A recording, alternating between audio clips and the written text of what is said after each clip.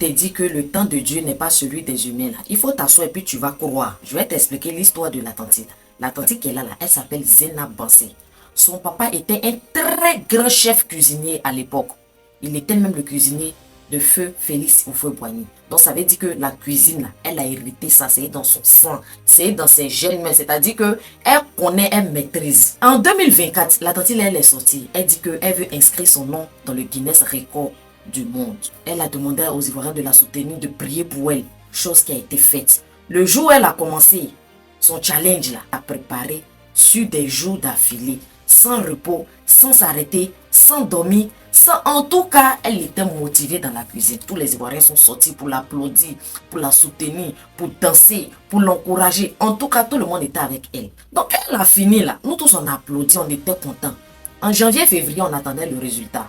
On attendait que Guinness Record donne son verdict pour dire que notre Zainab internationale, son nom inscrit dans le Guinness Record, elle allait venir nous présenter ses trophées.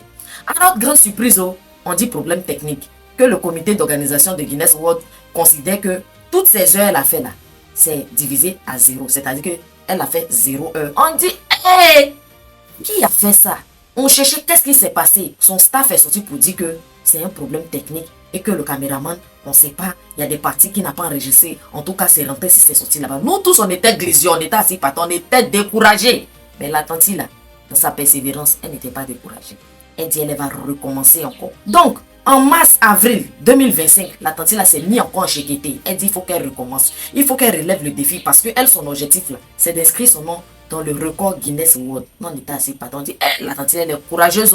Elle dit cette fois-ci là, c'est à Koumassi, à Lagora qu'elle va faire. Nous tous, on était encore derrière elle. On l'a encouragée. Elle a fini maintenant.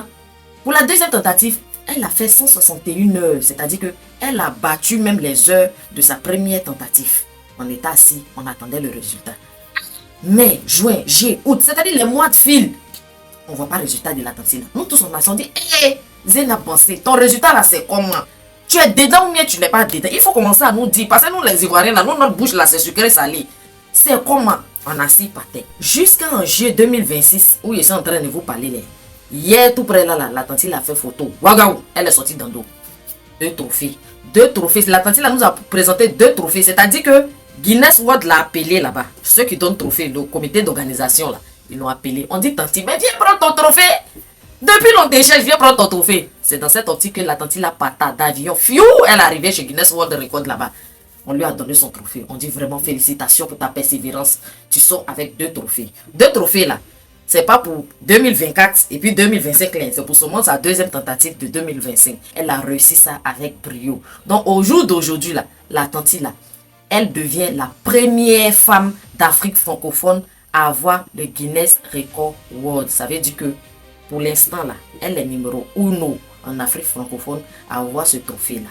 Sur ce, la morale de l'histoire, il ne faut jamais abandonner.